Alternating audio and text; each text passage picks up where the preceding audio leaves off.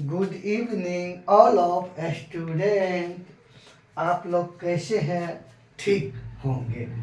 आइए, आज का सेशन जो है आप लोग का वह है आज मुगल वंश। कौन सा वंश है?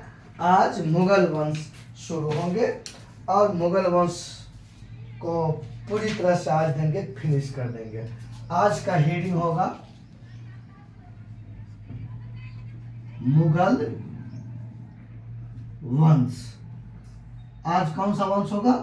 आज मुगल वंश होगा। तो अब आइए, ये मुगल वंश होगा। आप लोग ठीक होंगे, पढ़ाई ठीक से चल रहा होगा, अच्छा लग रहा है। अब आप लोग जो पढ़ाई शुरू कर दिए हैं, पढ़ रहे हैं, नोट बना रहे हैं, आंसर भी दे रहे हैं, बड़ी हमको खुशी मिल रहा है। इसी तरह पढ़ते रहिए आप लोग, और जो क्वेश्चन पूछे जाते हैं जवाब दीजिए। यही होता है पढ़ाई। मेरे बच्चों, इस प्रकार से आप लोग पढ़ाई शुरू कर दीजिएगा तो दुनिया का हर एक पढ़ाई जो है ना, क्या चीज़ है, मेहनत का आगे कुछ भी नहीं है। इसीलिए कहते हैं मंजिल ने हौसलों से कहा तेरे बस की नहीं है, लेकिन हौसलों ने मंजिल के आंखों में आंखों डाल के कहा चल झूठी तेरी उतनी औकात नहीं है। हमारी कल के ने कहा कि जिंदगी जख्मों से भरी है, वक्त को मरहम बनाना सीख लो। जिंदगी जख्मों से भरी है, वक्त को मरहम बनाना सीख लो। हारना है एक दिन मौत से, फिलहाल जिंदगी जीना सीख लो। जिंदगी जीना सीख लो। आइए, आज का शुरुआत करते हैं मुगल वंश। अब आइए, सबसे पहले देखते हैं मुगल वंश का संस्थापक बाबर को माना जाता है। किसे माना जाता? बाबर को माना जाता है। बाबर, ये बाबर जो है सबसे पहले मुगल वंश का जो है ना, मुगल वंश, देखिए मुगल वंश का संस्थापक मुगल वंश का संस्थापक किसे माना जाता है? बाबर को। बाबर का जन्म देखिए, बाबर का जन्म 1483 ईस्वी में हुआ। इसका जन्म स्थान, जन्म स्थान फरगना अफगानिस्तान के अंतर्गत, फरगना का है अफगानिस्तान के अंतर्गत। अब ये आगे देखते हैं, अपना सब आगे देखते हैं। यही इसका जन्म हुआ था। इनका पिता के नाम उमर शेख मिर्जा, पिता के नाम उमर शेख मिर्जा, इनके पिता का नाम है। बाबर के पिता के नाम उमर शेख मिर्जा, जो फरगना के शासक था। कहाँ का शासक था? फरगना के शासक था। फरगना कहाँ का? अफगानिस्तान के अंतर्गत है।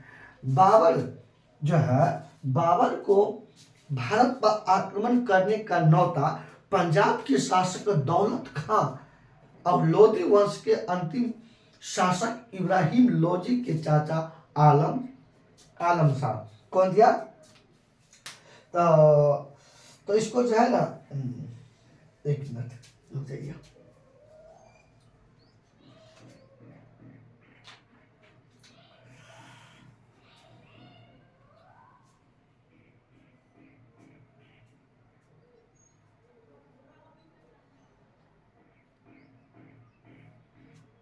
अब आइए देखते हैं कि बाबर को भारत पर आक्रमण करने का न्योता जो है पंजाब के शासक दौलत खां ने दिया था। तो आइए, पंजाब के शासक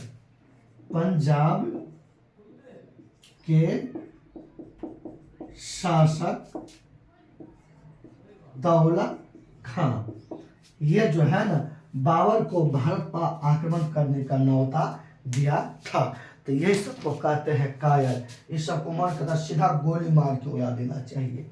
यही होता है कायर, यही होता है ज्वलनशील, यही है बेवकूफ, यही है देश को लुटाने वाला। समझ गए ना? यही हरामखोर पंजाब के शासक दौलत खां को कहा आइए बाबर भारत पर आक्रमण कीजिए। इस कायर को, इस सब को लगा था कि अपना देश अपना मुल्क से प्यार मोहब्बत नहीं था। पता नहीं सबको कौन पैदा किया था, हमको तो आश्चर्य लगता है। सीधा ठोक दो, ठोको गोली, सीधा गोली ठोक दो, गोली ठोको। इस कायर का कोई जगह नहीं हमारे इंडिया में, कोई स्थान नहीं हमारे इंडिया में। तो इनके निमंत्रण पर बाबा ने भारत पर 5 बार आक्रमण किया। मतलब बाबा ने कितना बार भारत पर आक्रमण किया? 5 बार आक्रमण किया। तो ये देखते हैं, तो छोड़िए। तो बाबा ने भारत पर 5 बार आक्रमण किया। बाबा ने भारत पर कितना बार आक्रमण किया? बाबा ने भारत पर 5 बार आक्रमण किया। बाबा ने सबसे पहले भारत पर 1519 ईस्वी में पहली बार बाबा ने भारत पर पहली बार 1519 ईस्वी में आक्रमण किया। और यह आक्रमण यूसुफ जाई जाति पर किया था। यूसुफ जाई जाति पर आक्रमण किया था बाबा ने भारत पर कितना बार आक्रमण किया? 5 बार किया। पहली बार आक्रमण कब किया? 1519 ईस्वी में किया। बाबा ने पहली बार किस जाति पर किया था आक्रमण? यूसुफ जाई जाति पर आक्रमण किया था। इसके बाद आइए इसका स्क्रीनशॉट लेना है, लीजिए, नहीं तो आगे चलते हैं। अपना सब स्क्रीनशॉट लेते चलिए, आगे चलते हैं। आइए, बाबर के द्वारा जो है भारत में लड़ा गया युद्ध का तीर। बाबर के द्वारा भारत में लड़ा गया युद्ध का तीर। पान खा चल घर, पान खा चल घर। आइए, इसके द्वारा लड़ा गया युद्ध का ट्रिक। युद्ध का ट्रिक देखिए, पान खा चल घर, ये हो गया युद्ध का ट्रिक। पास हो गया पानीपत का प्रथम युद्ध, पानीपत का प्रथम युद्ध हो गया। खास हो गया खानवा का युद्ध,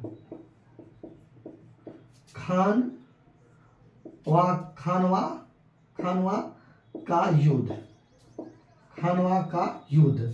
चास हो गया चंदेरी का युद्ध। घास हो गया घाघरा का युद्ध। कौन है रे?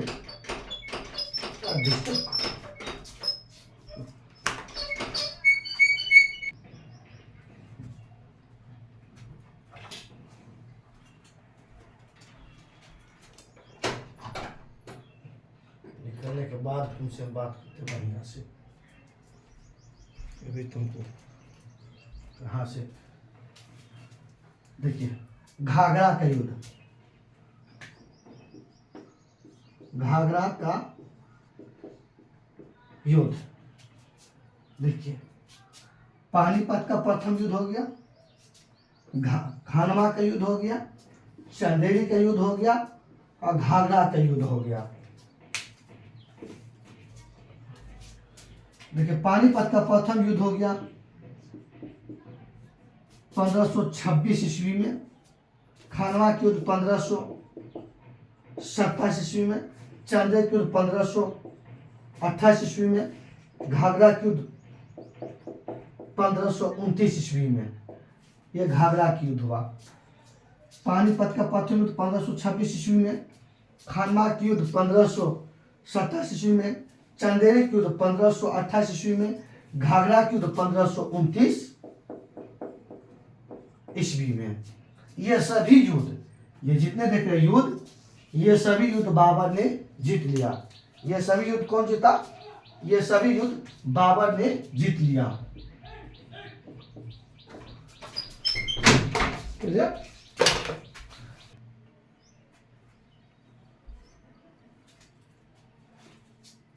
ये सभी युद्ध जो है बाबर ने जीत लिया।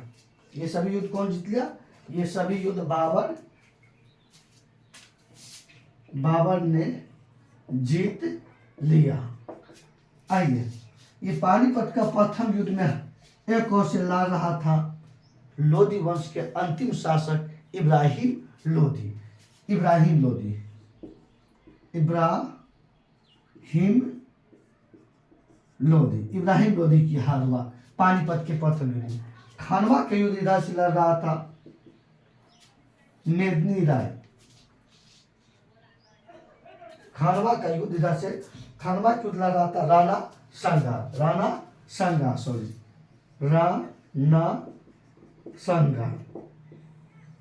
तो खानवा की युद्ध लड़ रहा था राणा संगा। चंदेरी की युद्ध लड़ रहा था मेदिनी राय। घाघरा का लड़ रहा था अफगानवासी। मतलब समझ, एक और तो बाबर लड़िए रहा था और सभी युद्ध में पानीपत के प्रथम युद्ध, खानवा के युद्ध, चंदेरी के युद्ध और घाघरा के युद्ध, ये सभी युद्ध बाबर ने जीत लिया। ये सभी युद्ध कौन जीत लिया? बाबर ने जीत लिया। हाँ, पानीपत के प्रथम युद्ध में इब्राहिम लोधी के हार हुए, खानवा के युद्ध में राणा सांगा की हार हुई, चंदेरी के युद्ध में मेदिनी राय की हार हुई और घाघरा के युद्ध में अफगान वासियों की हार हुई। तो सभी किसने जीत लिया? तो सभी बाबर ने जीत लिया। ये हो गया बाबर के द्वारा भारत में लड़े गए युद्ध का क्रम बताए। चलिए, इसका स्क्रीनशॉट लेना है, लीजिए, जल्दी से लीजिए स्क्रीनशॉट ले लीजिए। उसके बाद आगे चलते हैं। अच्छा से नोट बनाइए आप लोग भी। हाँ, अब आइए देखते हैं अपना सा बाबर की मृत्यु 1530 ईस्वी में बाबर की मृत्यु हो गई। बाबर की मृत्यु 1530 ईस्वी में बाबर की मृत्यु हो गई। आइए, और बाबर को सबसे पहले इसको मतलब 2 बार दफनाया गया। इसको 2 बार दफनाया गया। आइए, बाबर की आत्मकथा बाबरनामा है। बाबर की आत्मकथा कौन है? बाबरनामा है बाबर की आत्मकथा। इसकी आत्मकथा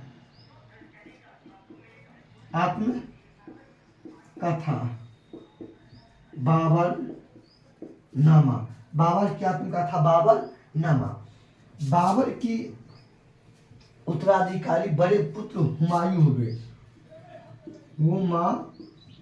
हुमायूं बाबर के उत्तराधिकारी बड़े पुत्र हुमायूं हुए। वैसे बाबर के 4 पुत्र हैं। सबसे बड़े पुत्र कौन हो गया? हुमायूं हो गए। और यही इसका उत्तराधिकारी भी हुए। अब आइए आगे देखते हैं अपना सब। जितना चीज पढ़े उतना बारे में आइए फटाफट लिखते हैं। आइए लिखिए आराम से, उसके बाद आगे चलते हैं। देखिए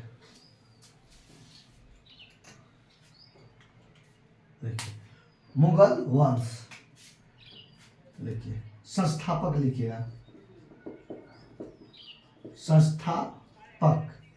संस्थापक लिखिएगा बाबर। मुगल वंश का स्थापना 1526 ईस्वी में। मुगल वंश का स्थापना 1526 ईस्वी में। संस्थापक कौन है? बाबर। देखिए बाबर का जन्म 1483 ईस्वी में। पिता का नाम लिखिए, अब यहां से लिखिएगा आप लोग। उमर शेख मिर्जा।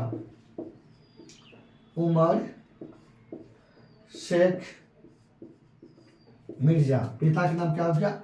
उमर शेख मिर्जा। उसके बाद आइए उमर शेख मिर्जा। आइए बाबर जो है बाबर जो मतलब उमर शेख मिर्जा। और ये उमर शेख मिर्जा, थोड़ा सा इंक भी डालने दीजिए, मार्कर सा काम नहीं कर रहा है।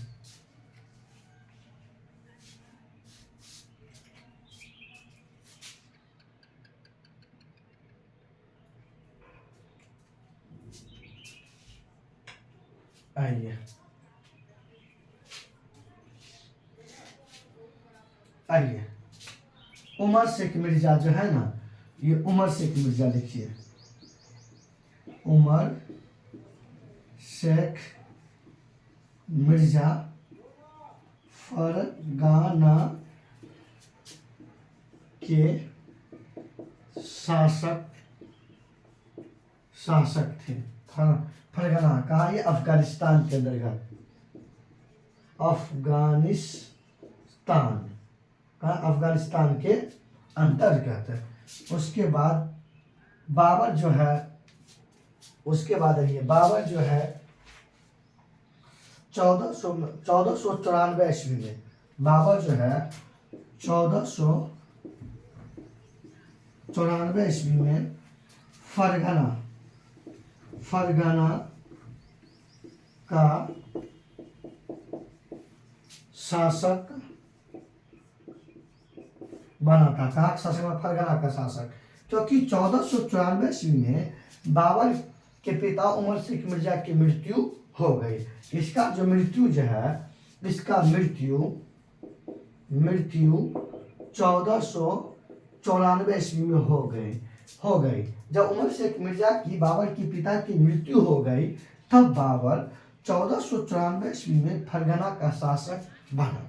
कहाँ का शासक बना? फरगना का शासक बना। बाबर ने, अब देखते हैं, बाबर को भारत पर आक्रमण करने का नौता, देखिए, बाबर को भारत पर आक्रमण करने का नौता पंजाब के शासक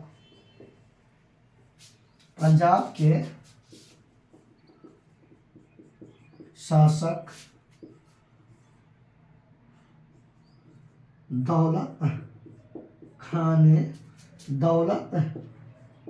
ने दिया था।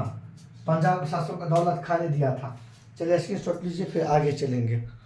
स्क्रीनशॉट लीजिए, आगे चलेंगे फटाफट। आइए स्क्रीनशॉट लेते चलिए और आगे चलते हैं। तो बाबर को आप लोग फिर क्वेश्चन का जवाब दीजिएगा मेरे बच्चों। यहाँ पे आइए, आप लोग यहाँ क्वेश्चन का जवाब दीजिएगा। आइएगा, लोधी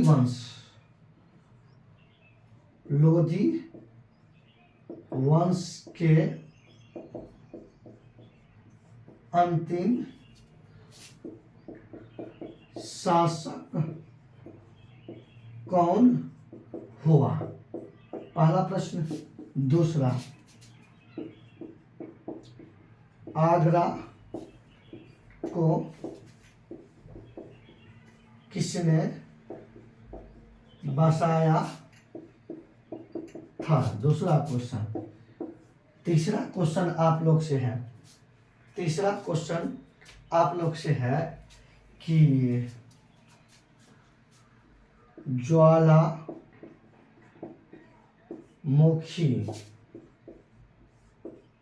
मंदिर को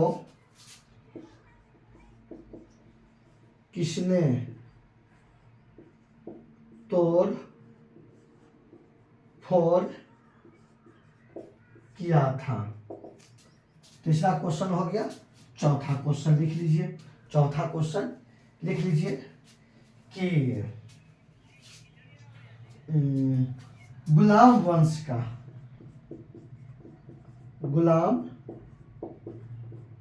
का अंतिम शासक कौन हुआ था? अगला क्वेश्चन हुआ।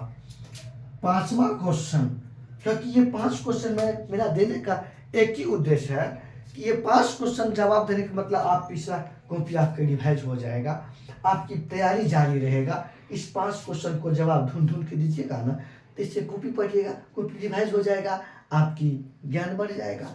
तो हम आपके लिए ही ये सब कर रहे हैं। तो अगला क्वेश्चन, 5वां क्वेश्चन लिखिए आप लोग कि 24 24 कर या टैक्स को किसने समाप्त किया था। मेरे बच्चों इस पांचों क्वेश्चन का जवाब दीजिएगा आप लोग।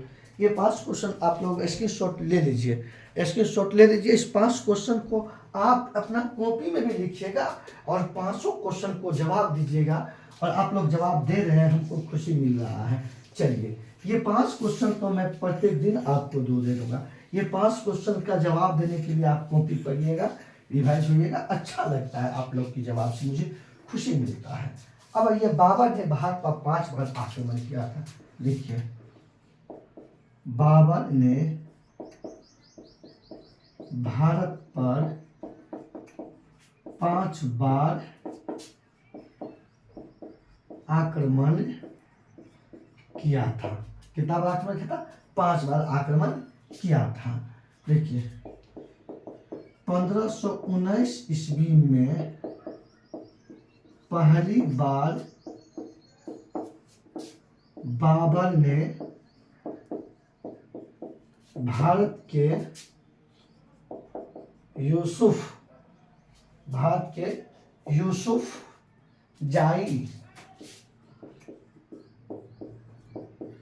जाति पर आक्रमण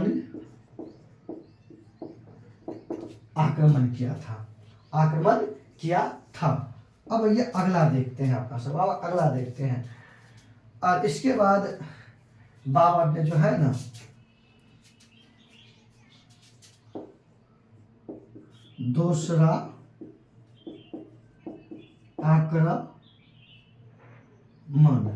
दूसरा आक्रमण 1526 ईस्वी में किया। दूसरा आक्रमण 1526 ईस्वी में किया और 1526 ईस्वी में, और पानीपत के प्रथम युद्ध लड़ा। यह लिखते हैं, पानीपत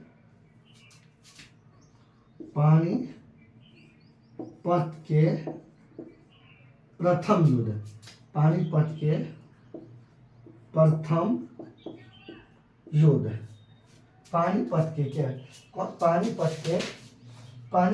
प्रथम युद्ध। तो पानीपत के प्रथम युद्ध हुआ था आपको 21 अप्रैल 1526 ईस्वी को। 21 अप्रैल 1526 ईस्वी को पानीपत के प्रथम युद्ध 21 अप्रैल 1526 ईस्वी को हुआ था। एक और से लड़ रहा था कौन? बाबर। और इधर से लड़ रहा था लोदी वंश के शासक इब्राहिम लोदी।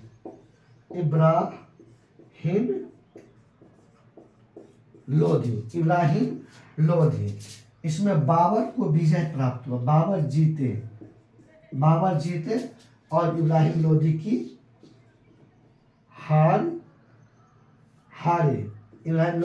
हारे।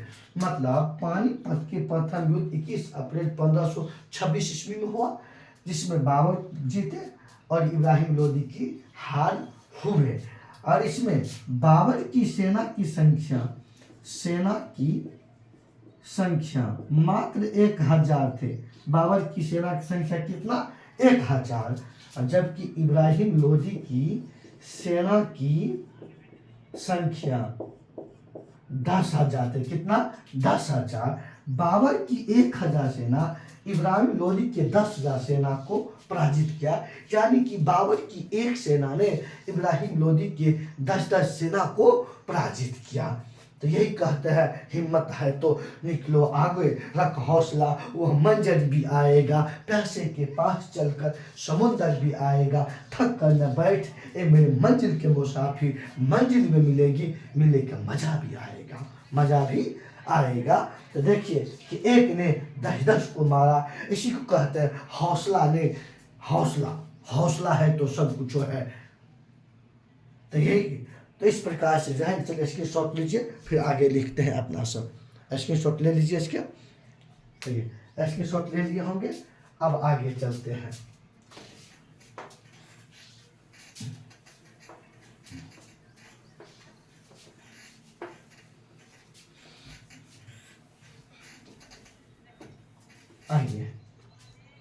बाबर ने, देखिएगा, बाबर ने पानीपत के युद्ध को जीतने के लिए तुलगमा युद्ध नीति का प्रयोग किया एवं तोप का प्रयोग भी किया। लिखिएगा, बाबर पानीपत के प्रथम युद्ध को जीतने के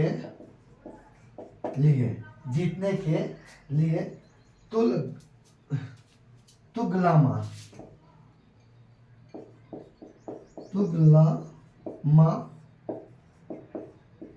युद्ध नीति का प्रयोग किया और तोप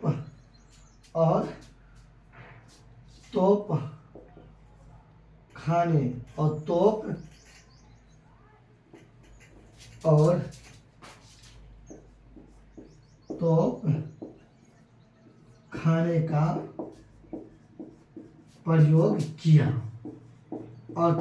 का प्रयोग किया तो बाबर ने बाबर सोचा आखिर पानीपत का प्रथम युद्ध हार जाते हैं तो फिर दोबारा कभी भारत पे आक्रमण करने के लिए सोच भी नहीं सकता था। और बाबर ठान लिया था किसी भी हालत में पानीपत के प्रथम युद्ध जीतना है। अगर इस युद्ध को हम जीतते हैं तो मुझे भारत में अपार धन संपत्ति हाथ लगेगा और भारत की सत्ता हमें हाथ लग जाएगा। इसीलिए कि बाबर खुद सेना की कमान खुद संभाल रहे थे। बाबर खुद एक अच्छे सेनापति के रूप में खड़े उतरे युद्ध में और सेना का डायरेक्शन देना शुरू किया। युद्ध में तोप का प्रयोग किया। उसके बाद के तुगलमा युद्ध नीति मतलब छुप छुप के वार करने का नीति को अपनाया।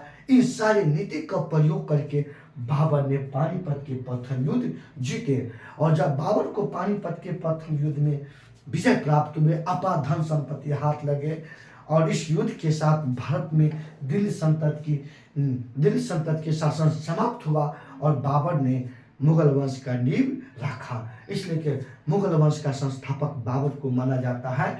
बाबर ये पानीपत के युद्ध जीतने के बाद जो है ना मुगल वंश का नींव रखा। अब आइए देखते हैं, उसके बाद आइए देखते हैं बाबर इस युद्ध के बाद मतलब अपने काबुल वासियों को एक एक चांदी का टाका दिया, चांदी का सिक्का का टाका दिया और बदले में इसको कलंदर को उपाधि दिया गया। आइए काबुल वासियों के द्वारा देखिए, युद्ध में विजय के उपलक्ष्य में युद्ध में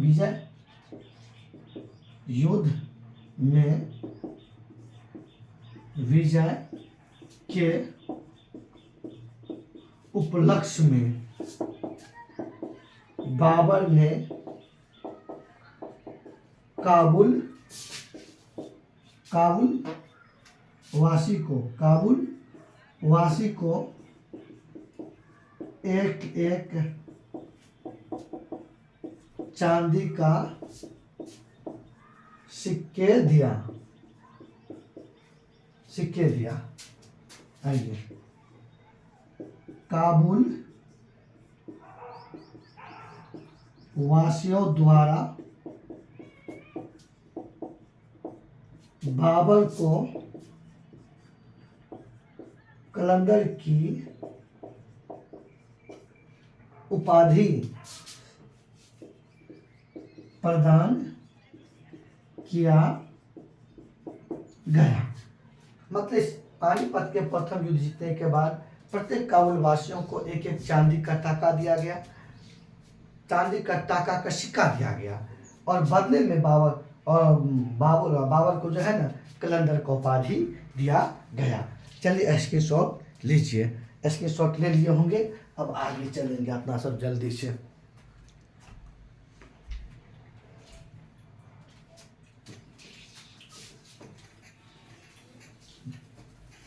बड़ी मेहनत लग रहा है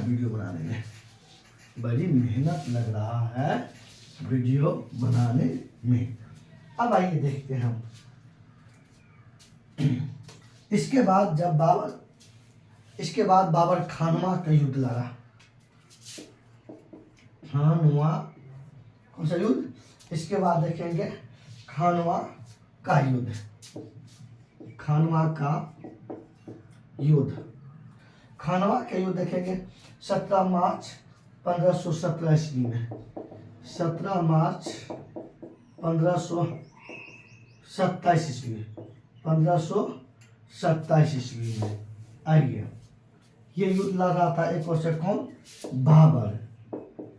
बाबर और इधर से एक और से लड़ रहा था राणा संगा। राणा संगा, राणा संगा, जिसमें बाबर जीते। बाबर जीते और ये हारे। कौन? ये हारे। तो ये खानवा का युद्ध हो गया। खानवा का युद्ध 17 मार्च 1527 ईस्वी को हुआ बाबर और राणा संगा के बीच में, जिसमें बाबर जीते और राणा संगा की हार हुए। अब देखते हैं अपना सब चंदेरी का युद्ध। आइए, चंदेरी का युद्ध।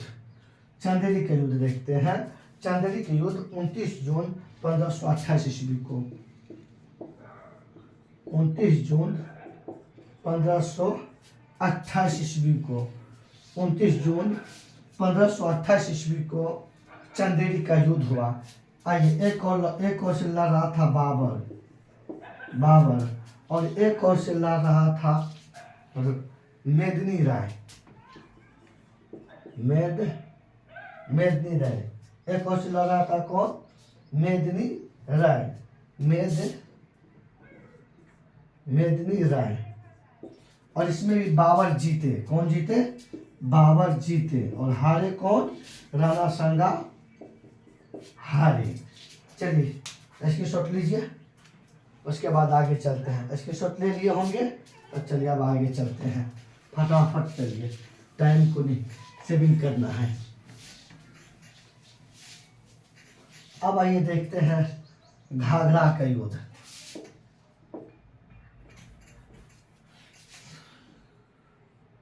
घाघरा का युद्ध। तो घाघरा की युद्ध हुआ 6 मई 1529 ईस्वी को। कौन सा युद्ध? घाघरा का युद्ध हुआ। एक और से लड़ रहा था कौन? बाबर। और इधर से लड़ रहा था अफगान वासी। और इसमें भी बाबर जीते। कौन जीते? बाबर जीते और ये सब हारे। इस युद्ध का एक ही उद्देश्य था, बाबर भारत के साथ साथ अफगान पर भी शासन करना चाहता था। इसीलिए के घाघरा के युद्ध 6 मई 1529 ईस्वी को लड़ा और इसमें भी बाबर को ही विजय प्राप्त हुआ और अफगानवासी की हार हुई। अतः उसके बाद बाबर की मृत्यु हो गई। इसके बाद देखिएगा कि 26 दिसंबर 1530 ईस्वी को बाबर की आगरा में मृत्यु हो गई। देखिएगा, इसके बाबर का जो मृत्यु हो गई 26 दिसंबर 1530 ईस्वी को। 26 दिसंबर 1530 ईस्वी को आगरा में बाबर की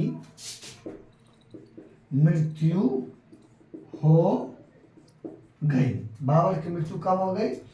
तो 26 दिसंबर 1530 ईस्वी को बाबर को जो है ना आगरा में मृत्यु हो गई। तो सबसे पहले आगरा में ही इसको दफनाया गया।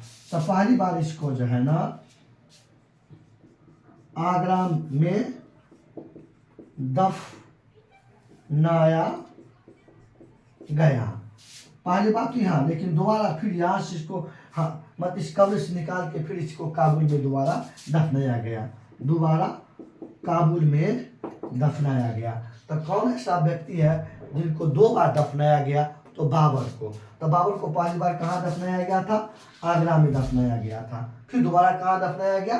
काबुल में दफनाया गया। कहाँ दफनाया गया?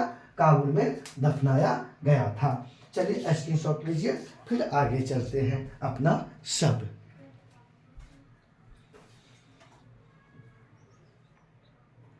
राम आएंगे तो अंगना सजाऊंगा, दीप जला के दिवाली मनाऊंगा। राम आएंगे तो अंगना सजाऊंगा, दीप जला के दिवाली मैं मनाऊंगा। आइए आइए देखते हैं भगवान, मार्केट का ही गिर गया मेरे बच्चों। अब आइए देखते हैं अपना सब आगे देखते हैं कि बाबर की आत्मकथा है। आपको सुनिए, बाबरनामा, बाबर की आत्मकथा है बाबरनामा। देखिए, बाबर की आत्म कथा बाबर नामा है, और ये तुर्की भाषा में लिखा हुआ है। किस भाषा में? तुर्की भाषा में। बाबर की आत्मकथा बाबरनामा है। बाबर की आत्मकथा कौन है? बाबरनामा है। वैसे बाबर की मातृभाषा भी तुर्की ही है। बाबर की जो है, बाबर की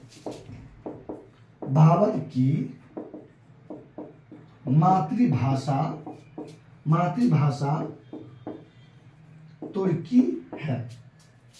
बाबर की मातृभाषा कौन थी? तुर्की है। बाबर की मातृभाषा भी कौन है? तुर्की ही है। उसके बाद अब आइए देखते हैं अपना सब कि बाबर का उत्तराधिकारी इसके बड़े पुत्र हुमायूं हुए। इसका उत्तराधिकारी देखिए, बाबर के उत्तराधिकारी,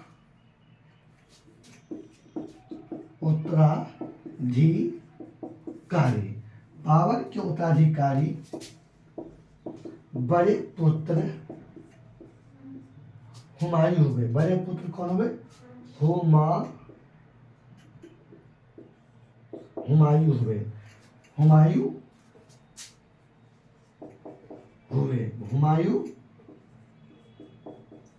हुए थे। तो बाबर को से बाबर के 4 पुत्र थे। बाबर के कितने पुत्र? बाबर के जो है ना 4 पुत्र थे। बाबर के 4 पुत्र थे। 4 में सबसे बड़ा कौन थे? हुमायूं थे, जो बाबर का उत्तराधिकारी हुए।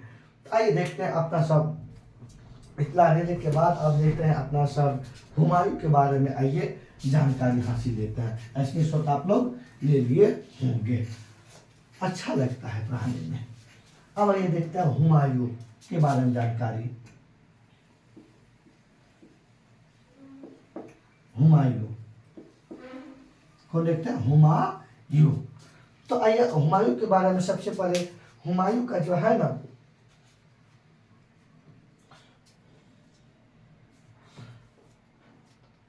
हुमायूं जो है शासक बना 1530 ईस्वी में। 1530 ईस्वी में शासक बना कौन? हुमायूं।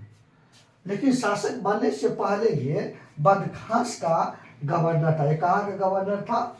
ये बदखास का सूबेदार था। बदखास कहाँ का सूबेदार था? ये बदखासा का जो है ना, मतलब शासक बनने से पहले, शासक बनने से पहले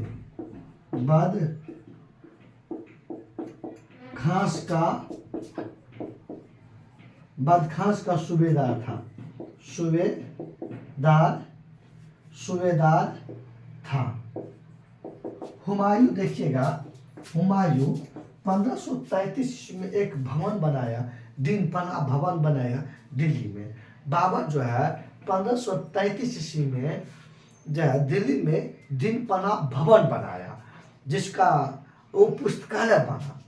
और अब आइए देखते हैं 1535 ईस्वी में दिल्ली में, 1535 ईस्वी में दिल्ली में दिन पनाह भवन का निर्माण किया था। कौन? हुमायूं किया था। हुमायूं किया था। तो प्रश्न पूछे जाता है दीनपना भवन को किसने बनाया था? हुमायूं ने बनाया। लेकिन इसी बीच में एक बिहारी ने कहते एक बिहारी सौ पर भारी, ये बिल्कुल लाइन सच है। कल जो मुझसे टकराएगा चुरम चुर हो जाएगा, जो मुझसे टकराएगा चुरम चुर हो जाएगा। तो एक शासक आया, इस बीच में क्या हुआ कि एक शासक आया शेरशाह सूरी। शेरशाह ये बिहारी है। ये बिहारी मौका का फायदा उठाते हुए दिल्ली पे आक्रमण कर दिया 1539 ईस्वी में। हुमायूं ये शेरशाह जो है 1539 ईस्वी में मौका का फायदा उठाते हुए हुमायूं पर हमला कर दिया, दिल्ली पर आक्रमण कर दिया। कौन? शेरशाह। और भारी पड़ गया शेरशाह हुमायूं के ऊपर। और 1539 ईस्वी में एसकी शॉट लीजिए आप लोग, एसकी शॉट ये ले लिए होंगे। चलिए आइए, अब आइए देखते हैं अपना से सबसे बड़ी बात। आइए, चौसा के युद्ध। चौसा का युद्ध। चौसा के युद्ध देखिए, चौसा की युद्ध 1539 ईस्वी में। ये एक ओर से लड़ रहा था हुमायूं और एक ओर से लड़ रहा था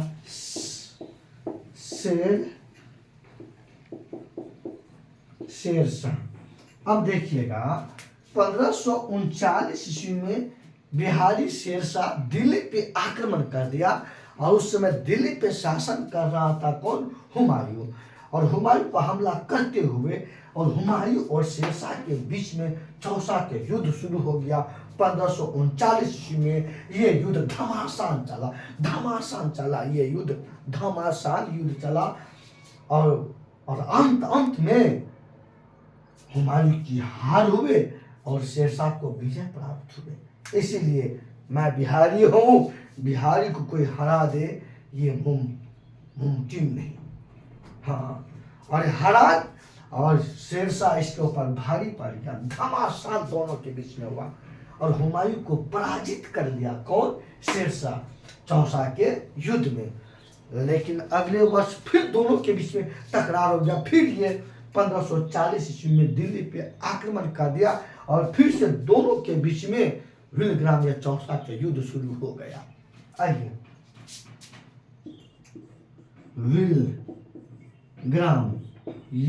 विलग्राम या कन्नौज, विलग्राम या कन्नौज का युद्ध। तो विलग्राम या कन्नौज के युद्ध 1540 ईस्वी में। विलग्राम या कन्नौज के युद्ध 1540 ईस्वी में किसके बीच में? हुमायूं और शेरशाह के बीच में। तो देखिएगा, तो फिर 1540 ईस्वी में ये फिर से दोबारा दिल्ली पे आक्रमण कर दिया। फिर से हुमायूं और शेरशाह के बीच में विलग्राम या कन्नौज का युद्ध शुरू हो गया और इस युद्ध में भी शेरशाह जीते, हुमायूं की हार हुए और इसी के साथ शेरशाह दिल्ली के गद्दी पर बैठ गए और हुमायूं भगोड़ा बन गए, राजा फकीर बन गए या फकीर राजा बन गए। तो ये दोनों युद्ध जो है ना, ये दोनों युद्ध जीते कौन? जीते ये दोनों युद्ध जीते कौन? शेरशाह। ये युद्ध भी जीते और ये युद्ध भी जीते, लेकिन हारे, ये दोनों युद्ध हारे कौन? हुमायूं हारे। ये युद्ध भी हारे हमारे हुमायूं और ये युद्ध भी हारे हुमायूं। इसी प्रकार से आप स्ट्रक्चर बना लीजिएगा, इसी प्रकार से आप स्ट्रक्चर बना लीजिएगा। और ये स्ट्रक्चर भी आपको काम करेगा, समझ गए ना? तो चलिए आगे बढ़ते हैं।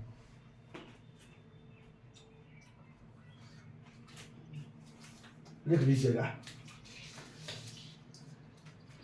अब ध्यान दीजिएगा अपना सब।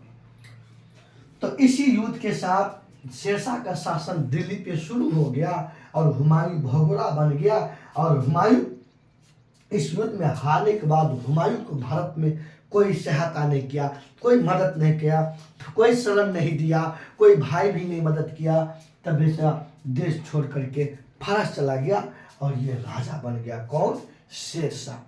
शेरशाह। लेकिन शेरशाह का कहानी अलग बताऊंगा, फिर इसका कहानी मैं लेकर के आता हूं आगे।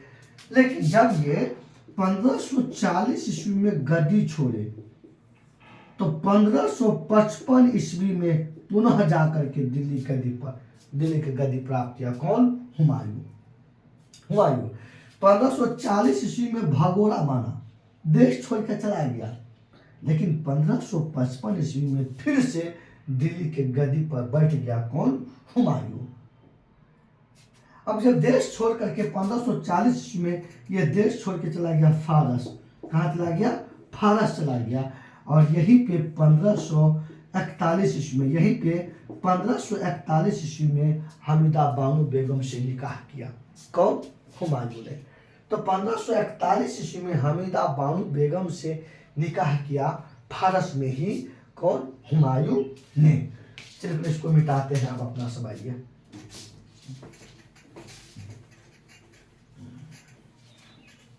आइए अब आइए देखते हैं 1540 ईस्वी में, 1540 ईस्वी में हुमायूं, 1540 ईस्वी में हुमायूं विलग्राम या कन्नौज का युद्ध हारने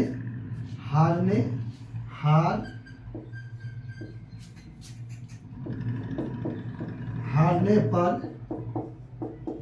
देश छोड़कर फारस चला गया था। कहाँ चला गया? फारस चला गया। और 1541 ईस्वी में हमीदा 1541 ईस्वी कितना में 1541 ईस्वी में 1541 ईस्वी में हमीदा बानो बेगम 1541 ईस्वी में हमीदा बानो बेगम से निकाह किया। कौन? हुमायूं ने निकाह किया। और इसी विकट भारी परिस्थिति के दौरान महान पुत्र अकबर का जन्म हुआ राणा विशाल के भवन में। आइए 1542 ईस्वी में 1542 ईस्वी में महान पुत्र अकबर का जन्म राणा वीर साल के महल में हुआ था। किसका जन्म? अकबर का जन्म हुआ था। अकबर का जन्म 1542 ईस्वी में महान पुत्र अकबर का जन्म राणा विशाल के महल में जो है ना हमीदा बानो बेगम के गर्भ से हुआ जन्म। किसका? अकबर का जन्म हुआ। अकबर का जन्म हुआ। चलिए इतना बात लिखते चलिए, स्क्रीनशॉट लेते चलिए, लिखते चलिए, आगे भागते चलिए आप लोग भी। अब आइए आगे चलते हैं अपना सब।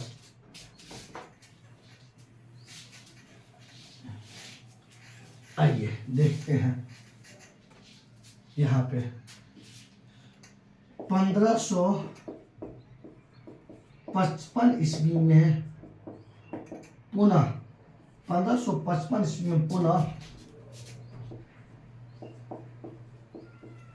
हुमायूं दिल्ली के गद्दी पर बैठा। कब बैठा? 1500, लेकिन इस दौरान 15 वर्ष तक भटकते रहा। मतलब 15 वर्षों तक जो है ना निर्वासन का जीवन व्यतीत किया। 15 वर्षों तक निर्वासन का जीवन व्यतीत किया कौन? हुमायूं। अब आइए, लेकिन 1556 ईस्वी में दिन पना भवन के सीढ़ी से गिरने के कारण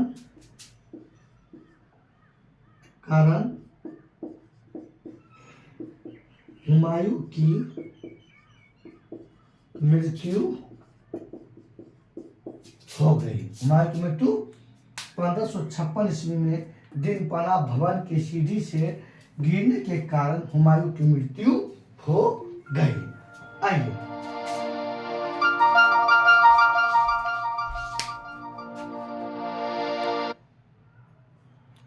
आइए आगे देखते हैं अपना सब। आगे इसमें देखते हैं इसकी आत्मकथा।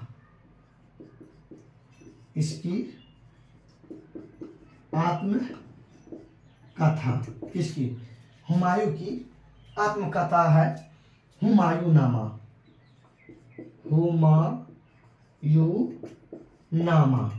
हुमायूंनामा हुमायूं की आत्मकथा है।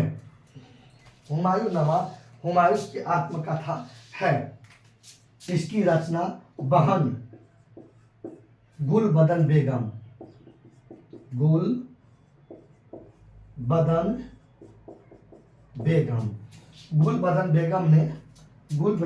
ने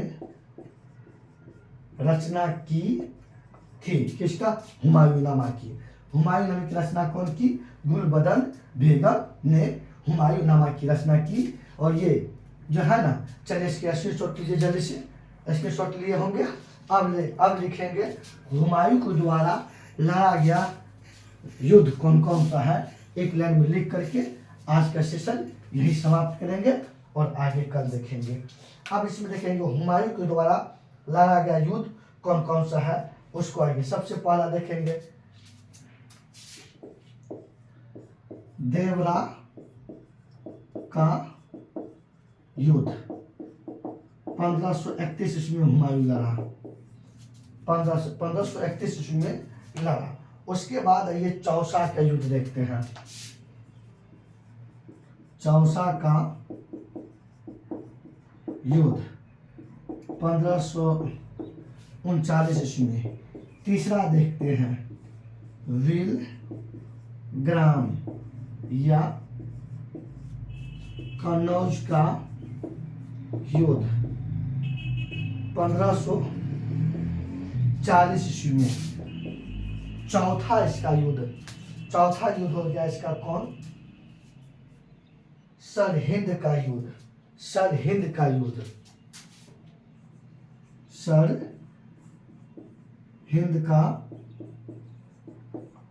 युद्ध 1555 ईस्वी में। ये हुमायूं के द्वारा ये सभी युद्ध हुमायूं के द्वारा लड़ा गया। कभी कभी क्रम में पूछ देता है।